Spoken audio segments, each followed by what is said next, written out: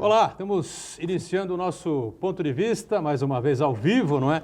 Aqui pela Santa Cecília TV, muito mais informação, muito mais debate para você, de segunda a sexta-feira, à 1h30 da tarde. Você sabe que é um horário tradicional da discussão política e do debate dos temas que formam a pauta, né? Temas importantes aqui para a cidade, para a região metropolitana e para o país também, né? Ontem respeitamos o feriadão decretado pelo governador do estado, João Dória, né? 9 de julho antecipado para 25 de maio, agora vamos saber como é que vai ser o 9 de julho. As agências bancárias abertas, né? Fiquei até surpreso com isso. Agora não sei como é que os bancos vão fazer para devolver o 9 de julho para o pessoal, né? Se é que vão devolver. E a gente aqui de volta ao vivo, né? Com a atuação da Polícia Federal no Rio de Janeiro, investigando o governador do estado, simplesmente o governador do estado, né? Não uma figura qualquer, né? O governador Wilson Witzel, que está pé da vida, né? Atacando o presidente da República, dizendo que está justificada aí a intervenção na Polícia Federal do Rio de Janeiro, a perseguição, enfim. Eu sei que a polícia foi não só ao Palácio, sede do governo do Rio, como também à própria residência, né, do atual governador, e até a esposa dele está sendo envolvida aí nessas investigações, acusações, enfim, por compra de material superfaturado, ou superfaturada, de equipamentos, respiradores, enfim, para tentativa de se combater a Covid-19 no Rio de Janeiro. Os casos vão aumentando, apesar do prefeito Marcelo Crivella dizer que a Covid está controlada no Rio de Janeiro. Eu acho que só ele é que vê isso, né? Mas vamos dormindo com um barulho desses, né? E tudo indica também, segundo eu vi há pouco, que amanhã teremos investigações também no estado de São Paulo contra o governador João Dória. Não sei se isso é verdadeiro, se isso realmente vai acontecer, antecipar assim a informação. Realmente vivemos uma nova era da Polícia Federal, porque antigamente a gente se surpreendia com às 6 horas da manhã a PF na porta de alguém, né? Batendo na porta de alguém, entrando com um apartamento e tal, não sei o quê, surpreendendo os investigados. Agora o pessoal está anunciando de véspera, como a deputada Carla Zambelli anunciou ontem numa entrevista à Rádio Gaúcha, né? Enfim, vamos seguindo aí, ainda com a repercussão do vídeo, aquele vídeo, eu não sei nem como a gente pode denominar, não é? O vídeo que nós assistimos, se é que aquilo pode ser considerado uma reunião ministerial, né? Qualquer coisa menos uma reunião ministerial, né? Não só pelos palavrões, mas não tinha pauta, não tinha pauta nenhuma. A pauta era a defesa do presidente, né? Quem está lá nomeado por ele tem que defendê-lo. O pessoal tem que pensar mais na política do que propriamente nos seus ministérios, nas questões técnicas de cada ministério, né? E aí a gente viu as barbaridades do ministro da Educação e talvez a pior delas, né, a do ministro do Meio Ambiente. Se bem que é também do ministro da Economia. Vou te dizer uma coisa, vamos ganhar muito dinheiro salvando as grandes empresas e vamos perder muito dinheiro salvando as pequenininhas e as médias empresas, né? E vamos vender essa M, não é? Do Banco do Brasil rápido e tal, não sei o quê. Essa é a política econômica do ministro Paulo Guedes. Segunda a sexta, sempre às 8 da noite, de segunda a quinta, às 8 da noite, a reprise do Ponto de Vista, e sexta-feira, a reprise você acompanha a partir da meia-noite, tá bom? Sempre aqui na Santa Cecília TV, programa que tem hoje a presença sempre importante aqui do nosso Joaquim Fernandes, advogado da área criminal, atento sempre às questões, os assuntos, os temas da região e do país. Tudo bem, Joaquim? Tudo bem, Boturão. Prazer estar mais uma vez aqui no seu programa, junto com meu amigo Matheus Cury, a quem eu tive a honra de suceder no Conselho Penitenciário do Estado de São Paulo, e o meu querido amigo e corintiano, fanático como eu, meu querido amigo Marcos Santana. Muito bom. Marquinho. Mas é Corinthians, Marquinhos, antes de mais nada. E a gente é obrigado a escutar uma barbaridade dessa, né? Devem as calças lá, não pagam ninguém. Nós temos Matheus Cury. Nós temos um carnê lá. Da Bahia, né? E o Matheus Cury, advogado também da área criminal, também presidiu o Conselho Penitenciário do Estado, está com a gente mais uma vez também. Tudo bem, Matheus? Tudo bem, Edgar. Obrigado pelo convite, é um prazer estar aqui novamente. Marcos Santana, meu amigo, sou Joaquim Fernandes. Aproveito o ensejo para publicamente desejar boa sorte no Conselho Penitenciário. Saiba que Conselho está muito bem representado, a OAB, principalmente, que a vaga é da OAB, o Conselho muito bem representado naquele sodalício. Parabéns mais uma vez e desejo uma profícua, não gestão, porque não é gestor, mas uma profícua, um profícuo mandato, vamos dizer assim, dentro do Conselho. E equilibrando a mesa, né, Edgar? Porque, pois ganha 2-2, pelo menos. Eu acho que, principalmente em casa de santista, né? Não pode ter mais corintiano do que santista, pelo amor de Deus. Não poderia se manifestar. Então, equilibrando a mesa, santos, sempre santos de coração, obrigado. É verdade. Marcos Santana lá na ponta, conferindo aí as informações que vão surgindo numa terça-feira fervendo aí no Brasil, né? E, claro, a sua participação sempre importante aqui com a gente. Tudo certo aí, Santana? Tudo certo, boa tarde a todos, tudo bem na medida do possível. Edgar, você lembrou que no Rio de Janeiro o prefeito Marcelo Crivella pretende flexibilizar o isolamento social. A cidade do Rio de Janeiro, que já está à beira do colapso na saúde pública, no atendimento às vítimas de Covid. E o Marcelo Crivella que é um ex-pastor da Igreja Universal. E ele quer flexibilizar para permitir a reabertura dos templos religiosos, evangélicos, inclusive da Igreja Universal, uma igreja que se mantém à base do dízimo de seus fiéis. Então, você que está em casa deve entender qual que é a relação entre ele pretender flexibilizar e a Igreja Universal. E eu quero cumprimentar você que nos acompanha ao vivo, convidar você a participar também do programa, mandando sua pergunta, crítica, sugestão, pelo Facebook. Ponto de Vista com Edgar Buturão, ou então por e-mail, contato@pontodevista.tv.br. O programa pode ser acompanhado ao vivo pela internet, santaportal.com.br/tv. As edições anteriores do Ponto de Vista ficam disponíveis na internet também, no nosso canal no YouTube e na nossa página no Facebook. E você acompanha a reprise às 20 horas, uma boa noite. Boa noite para você que está sempre na reprise. Eu sempre digo aqui, o programa acaba ao vivo às 12h30 da tarde até às 8 da noite, quando começa a reprise do Ponto de Vista. Aqui na Santa Cecília TV, números já mudaram, informações são outras, Polícia Federal, enfim, uma série de situações aí que ocorrem, que vão ocorrer com certeza durante o período da tarde, né? Bom, ontem eu acompanhei novamente a fala daquele médico, importante médico, ele atua na USP, é professor da USP, é pesquisador, é clínico do HC, no Hospital das Clínicas, doutor Arnaldo Lichtenstein, é um carequinha de barba, participa sempre aí de vários telejornais, e ele mais uma vez dizendo que a comunidade científica trabalha com números 10 vezes superiores aos números oficiais. Então, nós teríamos no Brasil hoje 230 e poucos mil óbitos, né, por Covid-19, tal o percentual gigantesco das subnotificações. Portanto, Santos aparece aí nos primeiros lugares, enfim, está virando a cidade do Covid e tal, proporcionalmente. Por quê? Porque a subnotificação em Santos era muito baixa, talvez 5%, 10%, enfim. A comunidade, nem isso, 5% talvez, 7%. A comunidade científica trabalha com uma notificação de 100%, 200% no Brasil afora, o que é a pura realidade. Aí eu pergunto, veja bem, eu sei que uma coisa pode não ter relação com a outra, tá certo? Pode não ter relação com a outra. Agora, os especialistas na área econômica dizem o seguinte, é momento do governo federal, já passou do momento do governo federal, jorrar dinheiro, tirar dinheiro de todos os pontos possíveis de imaginar, BNDES, de onde tiver que tirar, para irrigar estados, municípios, as micro e pequenas empresas, os autônomos, essa coisa toda. A gente não vê isso acontecer. É uma dificuldade tremenda. Mas, por outro lado, a gente vê aí a Polícia Federal agindo, enfim e tal. Eu pergunto, é o momento de se caçar desvios, né, na compra de materiais? Afinal de contas, ou é o momento de você unir forças de todos os lados para combater e para tentar superar essa situação que nós estamos vivendo dessa pandemia? Porque a compra superfaturada, se o cara não for pego hoje, ele vai ser pego em dezembro. Se ele não for pego hoje, ele vai ser pego em março. Isso aí é uma coisa que está escrita, a minha opinião. Não sou contra que a Polícia Federal pegue. O cara tem culpa no cartório.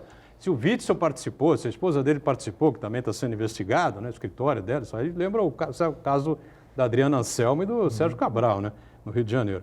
Se houver alguma verdade nisso, ele que perca o mandato seja preso, né? E ela também, tudo bem. Agora, eu acho que está tudo de ponta cabeça, né? No Brasil, e isso também está. Agora vocês podem discordar à vontade, enfim. Eu acho que as duas circunstâncias elas não se opõem, Boturão. Não, né? Não, porque assim, você investigar eventuais desvios na compra superfaturada, de qualquer espécie de fraude nessas licitações extraordinárias, nessas compras extraordinárias do Covid, não impede o ajuste político. Acho até que quando você combate definitivamente esses superfaturamentos, esses desvios, você mostra também para a população que o confinamento não tem uma relação direta com a expectativa de administradores públicos de que a situação se prolongue para que a administração ou algumas pessoas ganhem dinheiro com isso. Que muitas vezes as pessoas acham, algumas acertadamente, mas a grande maioria não, que o fato de eu dispensar licitações das compras emergenciais por força do Covid, significa que qualquer administrador público pode estar enchendo o bolso com dinheiro porque ele não precisa passar pela licitação. Não é? Isso é uma coisa. Então, eu acho que as medidas atingindo um governador de estado ou um prefeito, eventualmente, não se opõem à questão envolvendo um ajuste político. Tanto é verdade que Só lembrar, na quarentena, os governadores, o próprio ministério, enfim, eles estão isentos da necessidade de licitação. Veja, mas isso não retira deles a obrigatoriedade de relação de preço, da compra do produto, de todas as obrigações inerentes a um ato licitatório sem a licitação oficial. O que muda? Eu não tenho o edital licitatório, porque até eu fazer o edital, até eu publicar o edital, até abrir as propostas, a pandemia acabou. 100 mil pessoas. Mas não retira do administrador as obrigações de preço, condições de pagamento, qualidade do produto, não é? De concorrência, isso ele não tira. E aí eu falava que não era oposição ao fato da negociação política, por quê? Porque na semana passada houve a reunião do presidente com os governadores.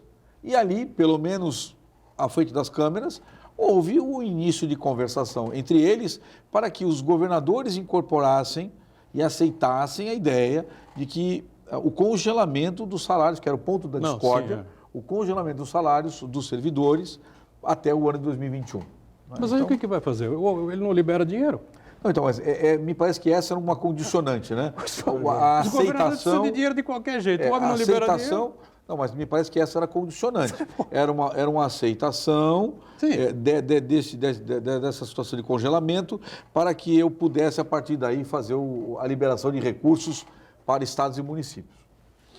Matheus Cury, aí, veja bem, acusam, não sei se não é bem uma acusação, mas há uma informação de que os respiradores estariam na faixa de 20 mil, 25 mil reais e que o Estado de São Paulo comprou respiradores pelo valor de 100 mil, 120 mil, qualquer coisa nessa faixa aí, 5, 6 vezes a mais, né, do que os valores que estavam estabelecidos na época.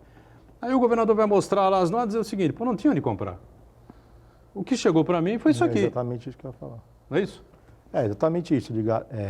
Quando se fala em dispensa de licitação, a população logo já acredita que tem alguma maracutaia, alguma ilegalidade nisso. Até pelo histórico. Né? Até pelo histórico, exatamente. Foram muitas a roubalheira foi grande em torno... Com licitação e tudo. Com licitação e com dispensa maior ainda. É claro que tem essa desconfiança, mas isso não quer dizer que tenha havido ilegalidade, que tenha havido corrupção, que tenha havido improbidade. Realmente, no momento pandêmico, tudo relacionado à questão da saúde tem um valor superdimensionado. Não vou dizer superfaturado para não dizer que é o gestor público que tem a responsabilidade, né? Mas superdimensionado pelos próprios fabricantes, que tem que investir em mais mão de obra, em mais tecnologia, em mais maquinário, em mais produção, em mais tempo de trabalho, né? E também aproveitam a demanda, quanto maior a demanda, maior o preço. É assim que funciona no mercado livre, né? De livre concorrência. Então, não é porque foi dispensada a licitação que haverá maracutaia. Agora, é claro que em alguns casos há indícios, isso tem que ser muito bem investigado. Tá? Agora, a lei dispensa a licitação justamente por quê? Porque é urgente, né? E porque não tem de quem comprar, muitas vezes. Então, muitas vezes o gestor público fica na mão de um único fornecedor. Nesse caso, não tem como escolher preço. Ou paga ou não compra. Né? Não sei se é o caso do governador Dória, tá? Me parece que foi isso que ele demonstrou, ou quis demonstrar. Não estou aqui para defendê-lo, não sei se é esse o caso, tá? Mas não é porque tem dispensa de licitação que haverá corrupção. O que eu quero dizer... quer completar isso, Antônio? Não, eu gostaria de falar sobre essa questão que você levantou, Edgar Butrão, da ineficácia do governo federal de ajudar nesse momento tão dramático. O governo federal parece que não entendeu que estamos numa situação excepcional e que exigem medidas excepcionais. Inclusive, eu até separei um gráfico aqui que foi apresentado ontem pelo Banco Central com relação ao total de créditos liberados no Brasil em um mês, né, de 16 de março, 2 meses, 16 de março a 15 de maio, foram liberados em crédito, né, 441 bilhões de reais. Desse total aí, 58% foram liberados para as grandes empresas.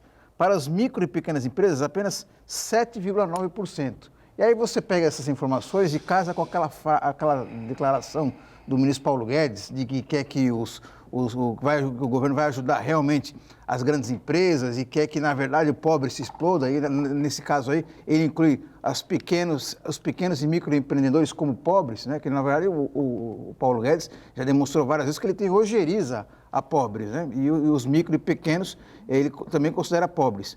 E aí você percebe de que parece que é uma política de governo essa questão, né? Outro segmento que o Paulo Guedes considera inimigos são os servidores públicos, né? Tanto é que ele falou assim, olha, eu vou abraçar o inimigo e coloco uma granada no bolso dele. Quer dizer, ele quer que também se exploda, né? Que nem o Justo Veríssimo, quer também que os servidores se explodam. E ele esquece que os servidores têm professores, profissionais de segurança pública, são pessoas que estão ali na linha de frente no combate à Covid-19.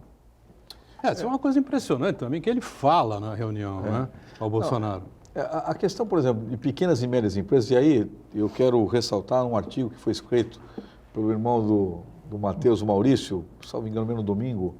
Acho que foi domingo. Foi no domingo, sobre isso, né? Sobre a crise das pequenas e médias empresas no Jornal Tribuna. Um artigo belíssimamente bem escrito pelo Maurício, não poderia deixar de ser. Também vai meu abraço ao Maurício.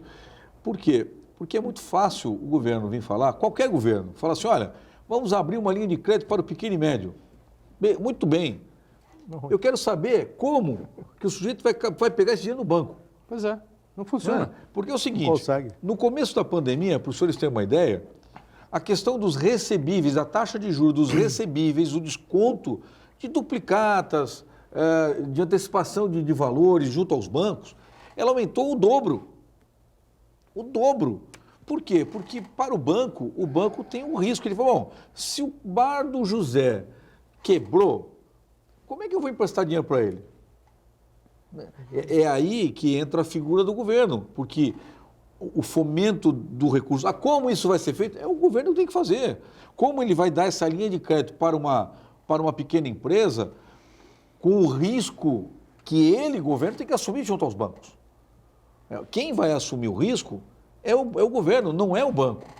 É claro, o banco vai falar, bom, eu não vou emprestar o dinheiro para ele, mas alguém tem que entrar nessa relação para equilibrar o jogo. O governo tem que entrar e garantir o cara. Banco, Veja que coisa interessante, que vai fazer? As medidas que estão sendo discutidas no Congresso Nacional, por exemplo, tem uma delas que eles querem limitar os juros de devedores, era até junho do ano que vem, né, das dívidas contraídas na pandemia, era até junho do ano que vem. Aí veio de junho do ano de 2021 para março de 2021, para janeiro de 2021, estava agora até dezembro. E foi tirado 2 vezes da pauta da discussão no Congresso. Por quê? Porque a pressão do banco é muito grande. É lógico. Ô Joaquim, o que a gente percebe claramente aí é uma má vontade do governo de promover ações para fazer esse tipo de fomento. Você sabe o que eu acho? Veja só, esse plano do Paulo Guedes, ele foi apresentado no dia 15 de março. Em termos práticos, até agora não aconteceu praticamente nada. A lei de conceder crédito às micro e pequenas empresas, o Promify, alguma coisa assim, foi sancionada na terça-feira da semana passada e ainda assim não entrou em vigor porque precisa de regulamentação. Quer dizer, enquanto outros países tomaram medidas enérgicas muito rápidas, por exemplo, na Alemanha, a primeira-ministra apresentou um projeto, foi prontamente aprovado pelo Congresso, pelo Parlamento alemão, de uma ajuda de 1 trilhão e 100 bilhões de euros. É a maior ajuda financeira da história da Europa, né? Nos Estados Unidos, o governo Trump também, apesar de todos os problemas dele, o governo fez aprovar um plano de ajuda aos mais carentes. As pessoas receberam cheques pelo correio. Na Argentina e no Uruguai também não foi diferente. Os governos da Argentina e do Uruguai... Aí eu acho importante citar. Então, que são países uma realidade mais próxima. Na Argentina e no Uruguai, por exemplo, os governos eles suspenderam a interrupção de serviços básicos, como energia elétrica, gás, telefone, assim por diante, né?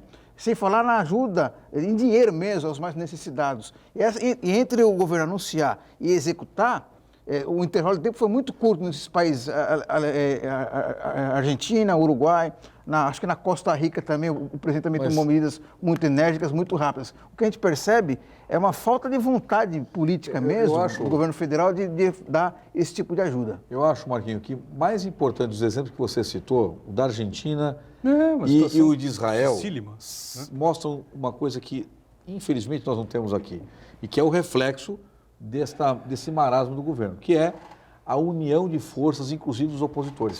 Sim. Na Argentina, desde a redemocratização argentina, pela primeira vez na história, os governos da situação e a oposição se reuniram para deliberarem em favor do povo argentino.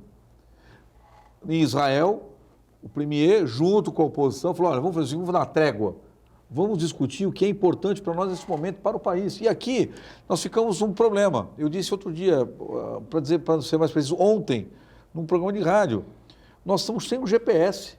Você está andando de carro sem o GPS. Num lugar que você nunca foi na vida. Que você nunca foi na vida, você não tem, porque a gente esperava que o presidente da República, com todos os pecados que ele possa ter, com todas as ressalvas que eu possa ter, que o Boturão, que o Matheus, que o Marquinhos, que qualquer um possa ter, ele pelo menos unisse o país para alguma coisa, para o bem ou para o mal. Esse problema parte do próprio presidente, como você bem falou agora, Joaquim. Quem não quer essa união, ou melhor, quem prega a desunião e quem não admite proximidade com nenhum outro núcleo que não seja o núcleo ideológico dele... E o Centrão? E o Centrão, porque agora é questão de vida ou morte, né? É o próprio presidente. Ele inadmite a participação de qualquer pessoa que não tenha a mesma ideologia dele. Não só a mesma ideologia, mas o mesmo radicalismo dele. Tanto é que muitos ministros já saíram porque não quiseram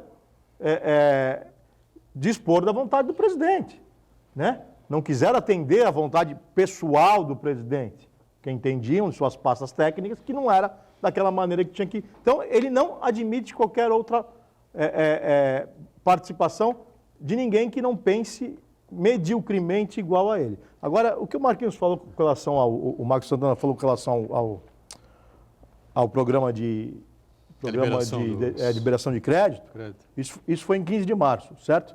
E o que chama atenção nesse programa é que libera crédito para empresas que faturam mais do que 300 mil, salvo engano, 300 mil reais ao ano, né? Isso já chamou a atenção logo de primeiro. E as pequenas e médias que faturam menos? Quanto fatura a... Não é? Um cafezinho da esquina, uma loja de roupa, uma doceria. O Flávio Bolsonaro, por ano, no Rio de Janeiro. Aquela lá fatura muito e muito em dinheiro. É engraçado, todo mundo lá paga não precisa de incentivo. Mas eu digo, quanto fatura aquele pequeno comerciante, que consiste em 70% do comércio, talvez? Por aí. 60%, 70%. Por aí. Né? Ele fatura mais do que 300 mil? Sim. Hã? Eu acho que não. Também acho que não. Muitos não faturam isso.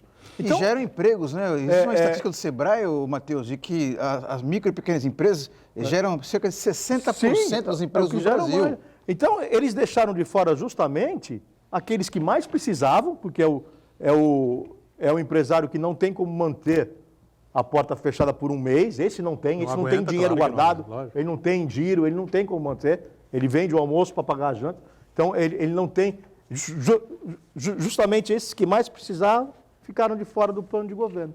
Né? Durante quanto tempo? 15 de março, abril, maio, 2 meses.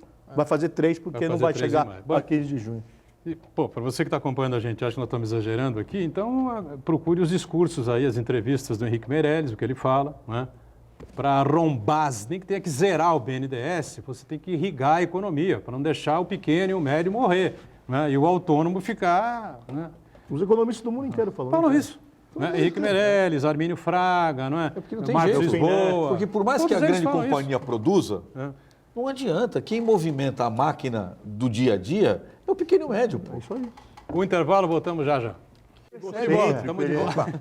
O papo aqui não tem cafezinho na mesa, mas o papo aqui é o papo do cafezinho que é bom, viu? Joaquim Fernandes, Matheus Cury, advogados criminalistas, e o nosso Marco Santana, atento aí às muitas informações que vão seguir durante o dia de hoje, né? Com esse mandado de busca e apreensão da Polícia Federal no Rio de Janeiro contra o governador do Estado, autorizado pelo Superior Tribunal de Justiça. Só lembrando, não é o Supremo Tribunal Federal que faz ou que rege essas questões que envolvem o governador. É o Superior Tribunal de Justiça, tá certo? Foi lá que houve autorização.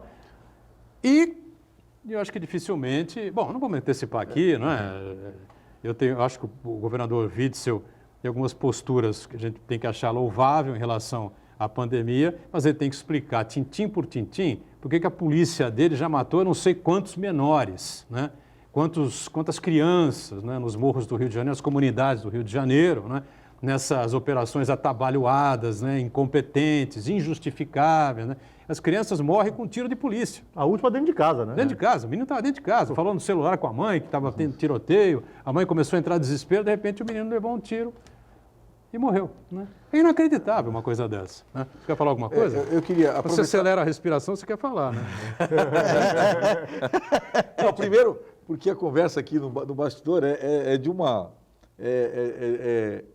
intensidade absoluta, né?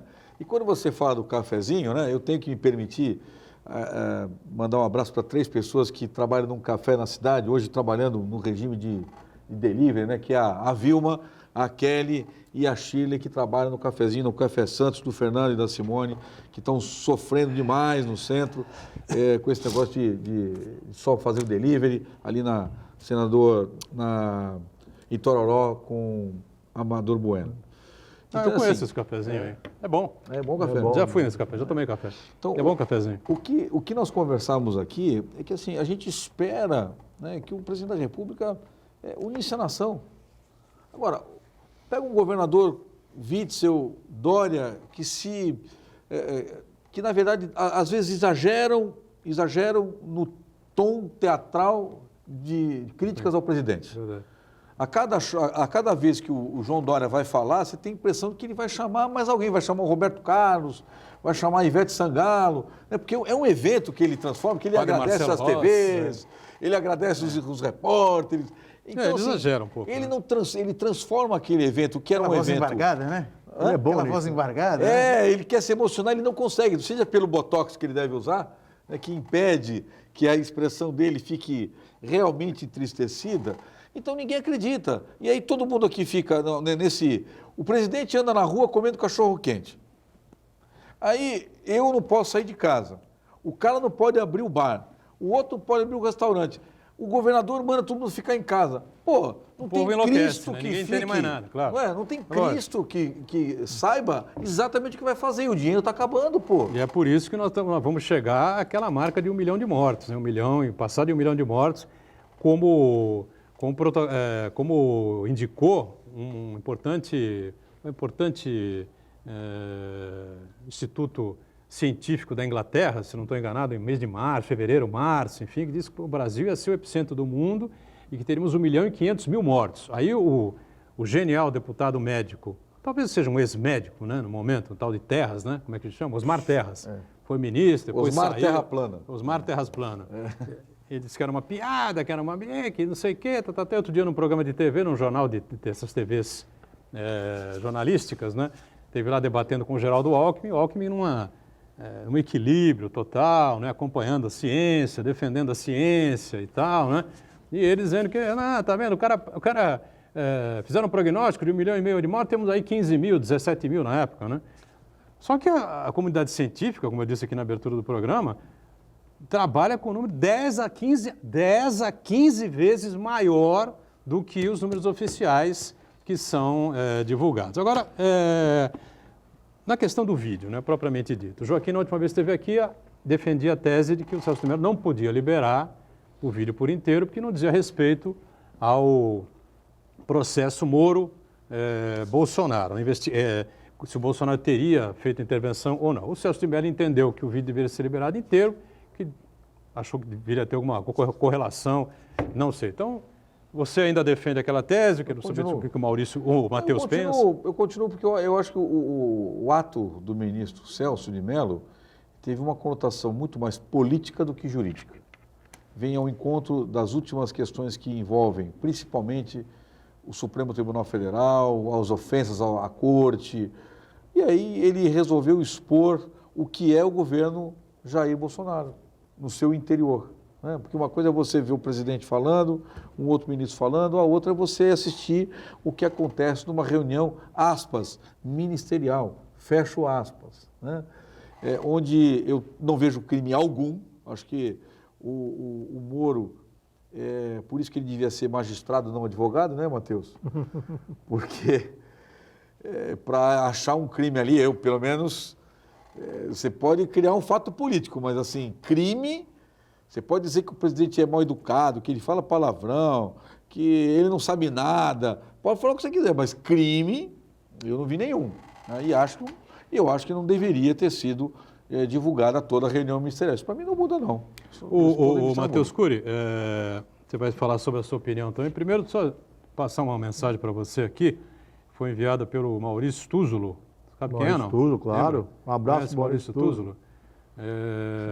Ele pede para mandar um abraço para você e diz que gosta muito das suas análises jurídicas que você faz eventualmente nas redes sociais. Olha,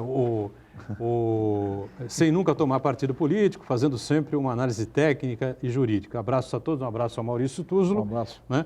E eu sou testemunha. O Matheus Cury, ele tem uma paciência assim invejável. Sabe o Jó, não? É mais ou menos o que ele tenta explicar e tal, juridicamente, o que acontece na visão dele e tal, né? Aí vem os loucos, deturpam e tal. Olha, é inacreditável do que vem acontecendo. Mas fica aí também a questão para você, e lembrando que ontem o jornal O Globo, do Rio de Janeiro, publicou lá uma informação a respeito do que procuradores da PGR, né, da Procuradoria-Geral da República, levantam que Bolsonaro teria cometido o tal crime de advocacia administrativa. Bom, primeiro um forte abraço para o Maurício Túzulo, um grande amigo, há mais de 30 anos, né, Maurício? Palmeirense, né? Palmeirense. Palmeirense, mas gente boa. Palmeirense, gente boa. Um forte abraço, Maurício, obrigado pelas considerações. Tá difícil, viu? Porque você tecer elogios, mas tem muitas críticas também. Mas a gente tenta de forma polida e não como o nosso presidente, respondê-las com argumentos e não com xingamentos, né? Bom, primeiro, em relação ao vídeo, veja bem, realmente o ministro Celso de Mello poderia ter divulgado parte do vídeo. Só que também dá para entender as razões. Ele fundamentou muito bem a sua decisão e eu acho que o fato que mais pesou ali para ele liberar o vídeo, e talvez pudesse ter liberado também só nos autos, talvez pudesse se limitar à liberação nos autos, mas ele tinha um compromisso com a paridade de armas naquele momento, eu acho. Veja bem, eu estou dizendo os argumentos dele, tá? Ele tinha esse compromisso. Por quê? Porque ele liberou a totalidade do vídeo para o advogado-geral da União, para que se manifestasse nos autos. Então ele não poderia para as outras partes do processo, liberar só uma parte do vídeo. Mas ele poderia, sim, se restringir essa liberação nos autos, decretando o sigilo nos autos, né? E aí quem fizesse a divulgação do sigilo, que arcasse com as consequências. Mas, de qualquer forma, também, eu não entendo, assim, ele não, em momento algum, ele feriu a intimidade, feriu a honra, feriu Quem? a vida privada. O ministro Celso de O Mello, ministro, não. ao divulgar o vídeo, longe disso, longe disso. Era uma reunião pública, dentro de um lugar público, por pessoas que representam instituições públicas, pessoas que representam a nação, né, que estavam sendo gravadas e que tinham conhecimento disso, né? Então, eu compareço numa Câmera reunião, enorme ali no meio da frente de eu todo mundo. compareço numa reunião oficial, né, Aliás, ministerial, gravada com o meu consentimento e reclamo que é divulgado. Não Que tem isso muito sentido, não né? tem o menor sentido. Aquilo mostra, é muito claro que as pessoas que estão ali não estão compromissadas com a nação, não estão compromissadas com o povo. Que o objetivo daquela reunião era tão somente discutir a questão privada do presidente e de sua família, né? Ou como burlar a lei, como fez o ministro do Meio Ambiente, querendo, de alguma forma, passar a boiada, né? Com projetos que flexibilizem Escandaloso regras isso, né? ambientais, né? Inacreditável, Com né? tudo isso que nós já vimos com relação a essa questão do meio ambiente, que pessoas do IBAMA exoneradas por fazerem autuações legais, autuações que demandavam realmente a força estatal, mas não, querem utilizar esse momento em benefício próprio, em benefício do próprio governo. Eles não estão preocupados com a pandemia. Em momento algum se discutiu, em meio a uma pandemia mundial, em momento algum se discutiu ou a questão pandêmica de saúde ou a questão econômica. É só Sequer o a questão Nelson econômica. Taixe ali que pediu uma licença muito constrangido aqui. Sim, Eu que- poderia, por favor, será que dá uma rápida opinião? Por Quer dizer, favor, hein? Nós estamos numa pandemia, né, Teve gente? que implorar, né? É, O ministro da Saúde teve Queria que dizer o implorar seguinte, para participar da se não reunião. houver, se não se controlar a pandemia, não tem economia. Né? E o que- Ora, foi algo absolutamente lógico e inteligente dito por E o ele. que né? chamou a atenção nesse vídeo, viu, ô Matheus, foi quando o ministro do Meio Ambiente falou que ia passar a boiada, o então ministro Taixe estava do lado dele ali, Eu fiz um- ele olhou para a cara assim, A expressão dele foi... é inacreditável, o que eu estou fazendo aqui nesse eu tô governo? fazendo- Né? Eu acho que, eu desconfio até que ele decidiu sair do governo naquele momento ali. A preocupação é o projeto dele. Não é a população. Sou eu.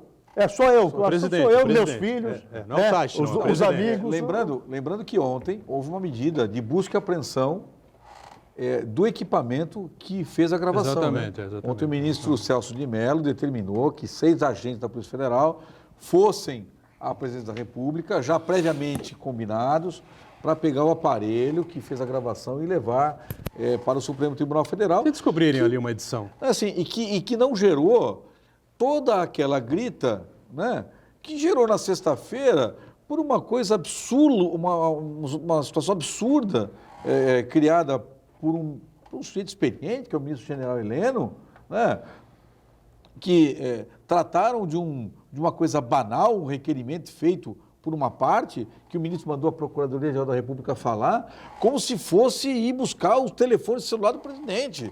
Você vê que está todo mundo louco. As pessoas estão preocupadas, o Matheus foi muito feliz quando disse isso, né? O presidente, ele acorda de manhã, ele olha para o espelho e fala, eu me amo. É isso aí. Assim, tudo tem que girar em torno de mim. Então, eu sinceramente, antes de entrar a gente conversava, né, Boturão? O cenário para as pessoas hoje é sombrio, por quê? Porque você olha para o seu governador, não vou nem falar do prefeito, mas você olha para o governador não passa sinceridade. Ele pode estar cheio de boa intenção, embora no inferno esteja efetivamente várias pessoas com boa intenção. Você olha para o presidente da República, ele não dá nem bola para o governador. Aí você olha para o prefeito... Não dá bola para nada. E os prefeitos não sabem o que vão fazer.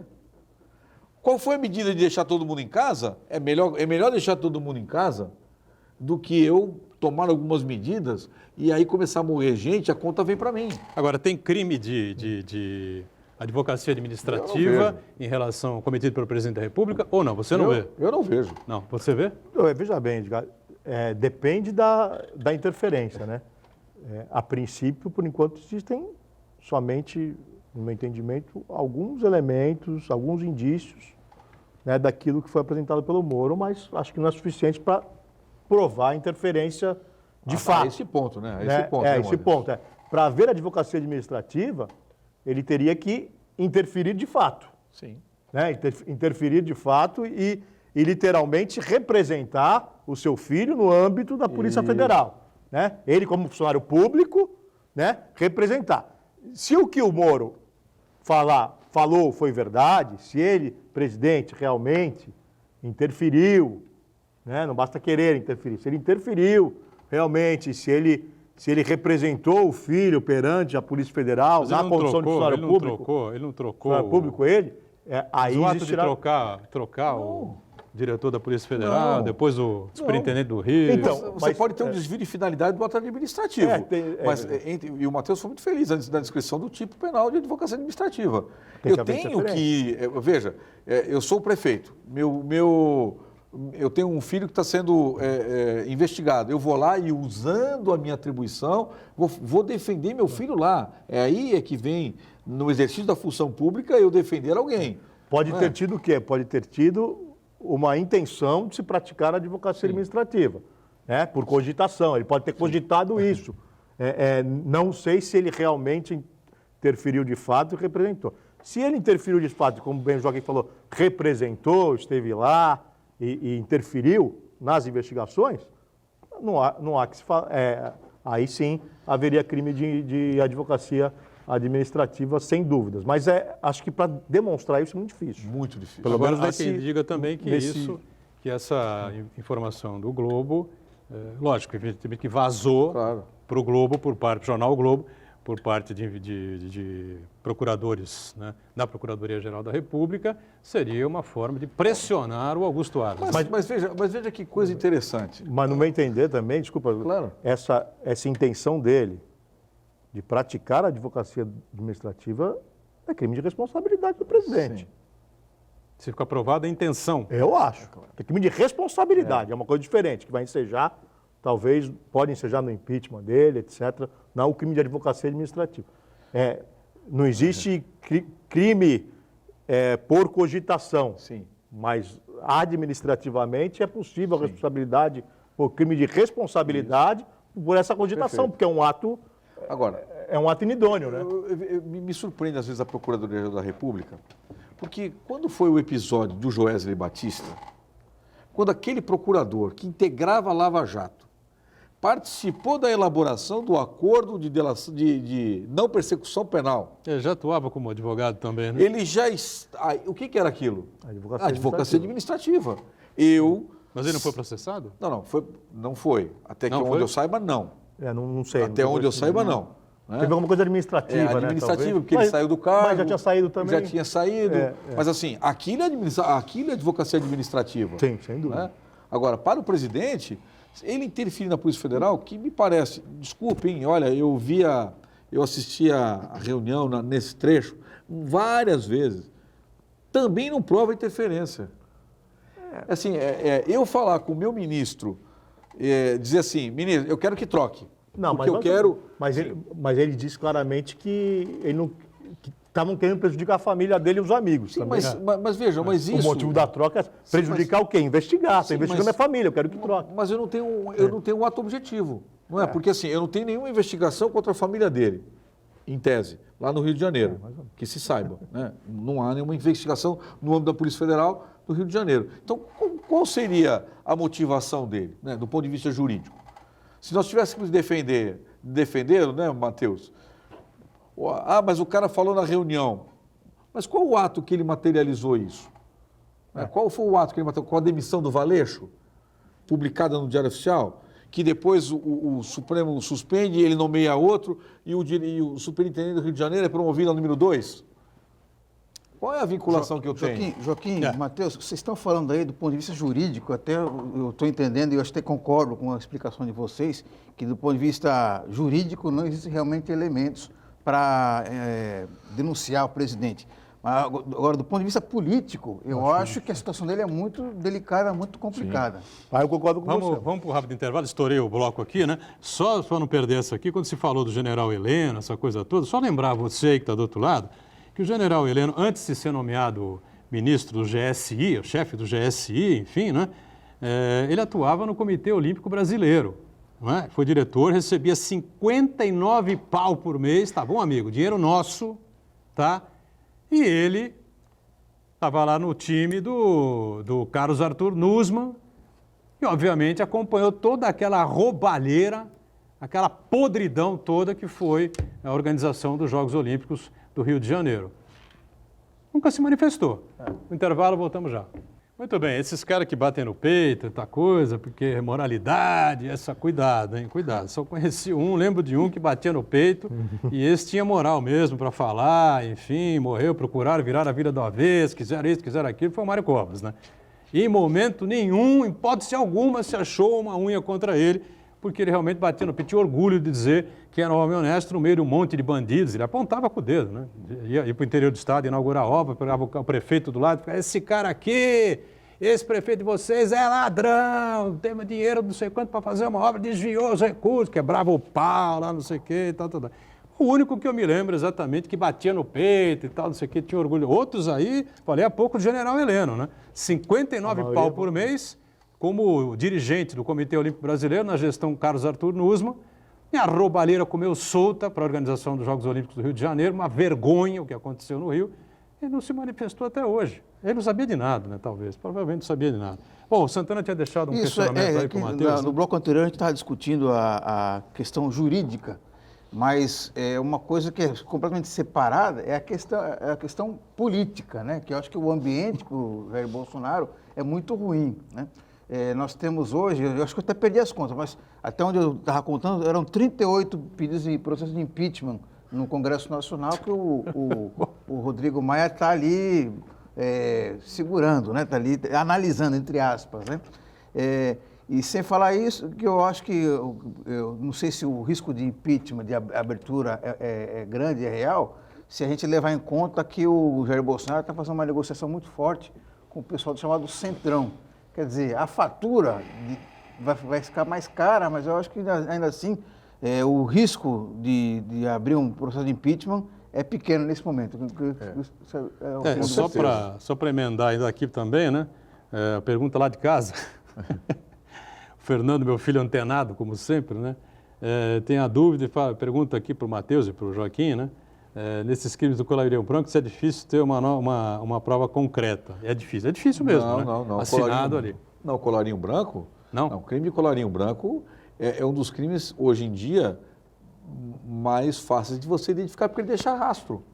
As operações financeiras, de crédito, elas deixam rastro. Hoje é mais fácil você pegar. É mais fácil. Ainda pergunta Fernando, se essa reunião, a reunião que nós vimos no vídeo, né? Mensagem do WhatsApp, troca do diretor da Polícia Federal, da Superintendência e tal. Não, todo esse conjunto aí não seria suficiente para levar o Bolsonaro a um processo de impeachment, né? Eu acho sabemos, que, né? Bom, primeiro, um abraço para o Fernando. Primeiro a questão do colarinho branco. O Joaquim falou muito bem, tem deixado o rastro, é que acontece o seguinte, durante muitos anos esses crimes não eram apurados, porque esses crimes são cometidos entre quatro paredes normalmente, né? Dentro do escritório, dentro das casas, dentro das repartições. Então, não estavam nas ruas e sempre se teve aqui no Brasil, principalmente por falta de investimento público, né?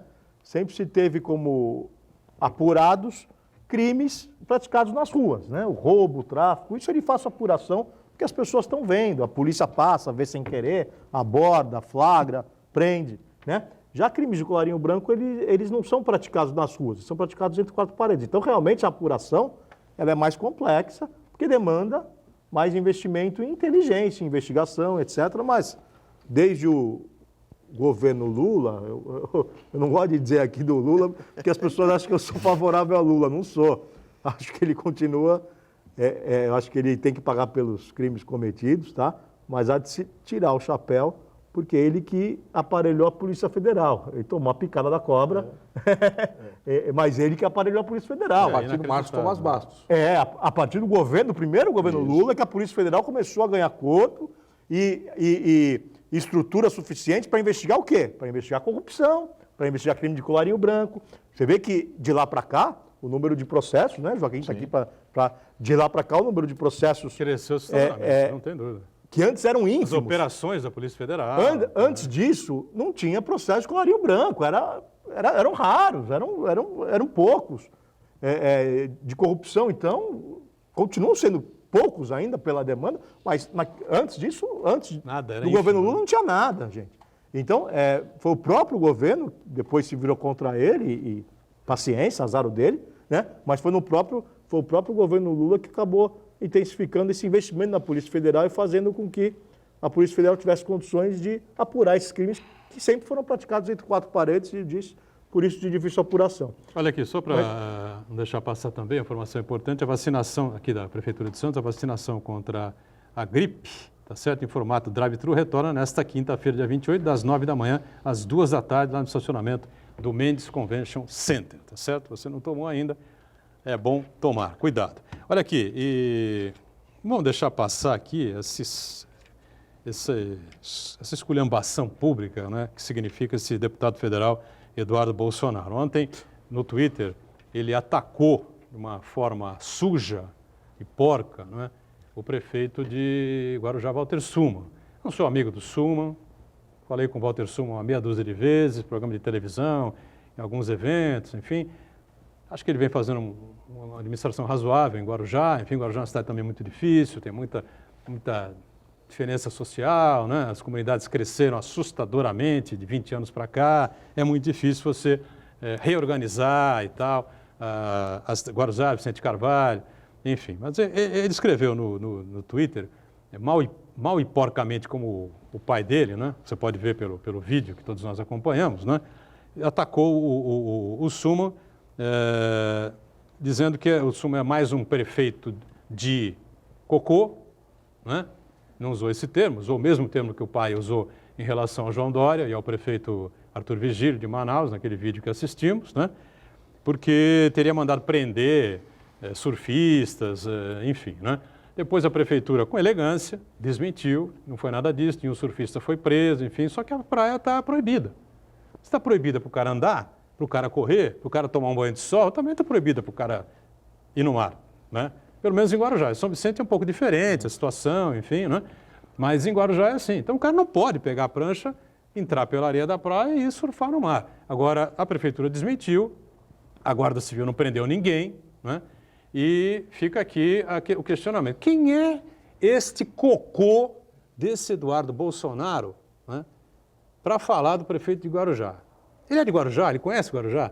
Nem conhece a região. Como é que ele se elegeu por São Paulo? Onde mora o Eduardo Bolsonaro na cidade de São Paulo, em Ribeirão Preto? Será que não tem possibilidade ideológica dessa inscrição dele no TRE? Eu não sei exatamente o que significa isso, entendeu? Quando ele viveu aqui? Quando o Eduardo Bolsonaro viveu no estado de São Paulo? O endereço de São Paulo que ele declarou, ele mora lá? Porque se ele não mora lá, é falsidade ideológica. Ele não podia ter eleito. Quem é esse boçal? Não sei se é o caso, né? Esse boçal desse Eduardo Bolsonaro para atacar o prefeito de Guarujá dessa maneira?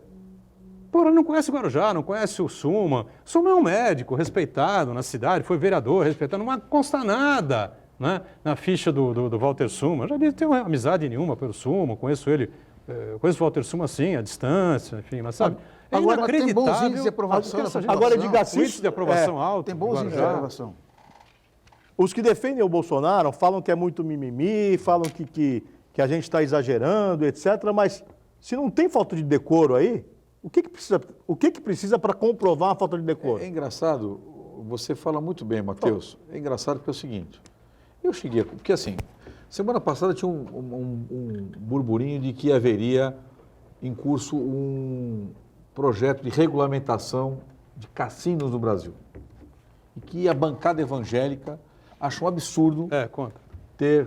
A Damares fala no vídeo, né? Muito Coisa bem. do diabo e tal, não sei o quê, né? Mas eu acho interessante que eu já vi que evangélico pode falar palavrão. Porque a cruzada que se diz de conservadorismo, porque as pessoas agora se dizem conservadoras. Olha, agora é liga de conservadores, grupo de conservadores, amigos conservadores, tios, todo mundo é conservador. Do que eu não sei. E esse conservadorismo quer dizer, então, que ele pode ser relativizado pelo vocabulário. Né? Porque o vocabulário... É chulo. É chulo. Eu falo palavrão? Falo palavrão. Eu também falo. Mas eu nunca me arvorei na condição de conservador. De um sujeito que anda com um cajado pela rua, dizendo, não falais palavrão. Eu nunca falei isso. Não, você não vai chegar na corte, Claro. na frente do juiz, E falar e palavrão. soltar um monte de palavrões De para jeito nenhum. sustentar. Ou numa a sua- reunião na sua- OAB, numa reunião no Conselho Claro, Penitenciário, lógico. ou aqui na Pô. televisão, ninguém Pô. vai falar isso. Né? Agora, as pessoas acham normal isso? Os discos de falar são decoro. Ele é, como é que chama? Ele é... Puritano? Espontâneo. Não, moralista? Ele é muito Ah, não. assim, é o jeito dele. jeito dele. Autêntico. Quer dizer que se eu falar isso em juízo, para um juiz bolsonarista, por exemplo, Vou dizer que sou eu vou assim. falar assim, ele vai falar, doutor, que é isso? Eu estou falando palavrão aqui. Não, esse é meu jeito. Então, o argumento maior que nós vamos poder usar, esse é meu jeito. Se eu estiver na igreja e falar um palavrão para o pastor, padre, pro pastor, no te- é. desculpe, no templo, e o pastor vai falar assim, mas meu filho, você não pode falar palavrão? Desculpe, pastor, esse é meu jeito. Ora, o que é isso, pô? O cara é presidente da República. Eu já Cadê o disse, decoro do troço? Eu já disse aqui antes, Pô. antes de assistir ao vídeo, né? Que foi prostituído, com todo respeito aos profissionais, né? Dessa área, mas foi prostituído o Palácio do Planalto, que é a sede do Executivo do Brasil. Todos nós pagamos impostos para aquilo funcionar. Ah, mas antigamente os caras eram ladrões, faziam isso, faziam jogadas sujas, não sei o quê. Isso é uma coisa. Você tem que prender os caras. Agora, você não pode aceitar uma coisa, uma cena daquelas. Aquilo é uma reunião ministerial, aquilo é uma orgia. Mas nem Pô. conversa de botequim. Pô, Tá Com abaixo de respeito conversa ao de botequim. botequim. ao Não, pessoal que é, toma pô. cana Não, no e o legal é o botequim. seguinte, Pô. enquanto os caras, o presidente tá falando, o ministro está falando, ele está escrevendo alguma coisa, um rabisquinho qualquer da vida. Né? Aliás, Porra. um elogio aqui ao ministro Barroso, né? Luiz Roberto Barroso tomou posse ontem no Tribunal Superior Falou Eleitoral. muito bem. Não citou absolutamente ninguém. Uma das frases importantes dele, você tem que armar o povo brasileiro de educação, de cultura, não é? E de boa saúde, e, enfim, outras e tantas que ele deu no peito do presidente da República com uma elegância extraordinária. Eu só espero que o ministro Barroso seja ágil e rápido para determinar, não é, a mudança da data das eleições. Está na cara de todo mundo que não dá para fazer eleição em 4 de outubro. Então joga logo para dezembro, não tem que ficar enrolando. Joga para dezembro, para Agora, não ampliar mandato. se você acha legal o que o Barroso falou ontem, você precisa ler Acho que foi importante o despacho e necessário. do ministro, uma decisão do ministro Rogério Schietti da Cruz, na quinta-feira, Ah, eu vi. no STJ. Pô, Eu vi isso aí. o que ele fala para o presidente da Que, República... aliás, é um ministro não muito poupou. preparado. Vamos fechando aqui. Obrigado, Joaquim, Matheus. Santana sempre conosco. De segunda a sexta, ponto de vista, 1h30 da tarde. Reprise até quinta, às 8 da noite. E a sexta-feira, após a live aqui do Santa, né, após o esporte, à meia-noite. Valeu. Tchau, gente. Obrigado.